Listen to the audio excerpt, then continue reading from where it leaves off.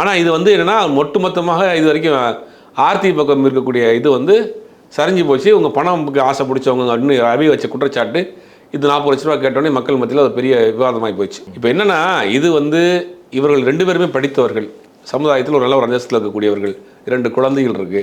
மாறி மாறி மாறி மாறி இவர்கள் தரப்பு குற்றச்சாட்டுகளை அறிக்கைகளாக கொடுக்குறப்ப இவர்கள் செய்த தவறுகள்லாம் ஒவ்வொன்றா வெளியே வர ஆரம்பிக்குது. ரவி சில தவறுகளை சுட்டி காட்டுறாரு, இவங்க சில தவறுகளை சுட்டி காட்டுறாரு. இவங்க சொல்கிறப்ப பார்த்தா ரவி இதெல்லாம் செஞ்சுருக்காரான்னு தோணுது. அப்போ இவங்க சொல்கிற தப்பெல்லாம் பார்த்தா இவங்க தவறுலாம் செஞ்சுருக்காங்கன்னு தோணுது. அப்போ இவங்க 2 பேருக்குள் ஆரம்பத்துலேருந்து 10-15 வருஷமாக இருந்திருக்காங்க. ஆரம்பத்துக்குள்ள சின்ன சின்ன பிரச்சனைகள் போயிட்டு இருக்கு. பெருசாக வெடிச்சு 2 பேருமே வேணாங்கிற முடிவுக்கு வந்துட்டாங்க. வந்து இவர் வெளியேறிட்டார். வெளியேற மாட்டார்னு நினைச்சவர் வீட்டை விட்டு வெளியில் ஏறிட்டார். அவர் வாழ்க்கையை இன்னைக்கு லிவிங்கில் இருக்கிறாரா, அடுத்த வாழ்க்கையை ஆரம்பிக்க போகிறாரான்னு தெரியல. அப்படிங்கும்போது இனி இவ்வளோ பிரச்சனையான அப்புறம் எப்படி சேர்ந்துருக்க முடியும்? அப்போ என்னென்னா அந்த குழந்தைகளோட எதிர்காலத்தை கருதி 2 பேரும் மியூச்சுவலாக பேசி இந்த பிரச்சனைக்கு முற்றுப்புள்ளி வச்சாதான் இதுக்கு ஒரு தீர்வு ஏற்படுமே தவிர இப்படி மாறி மாறி அறிக்கை கொடுக்குறது, மாறி மாறி குற்றச்சாட்டுகளை சொல்கிறது வந்து அந்த குழந்தைகளுடைய எதிர்காலம் பாதிக்கும்.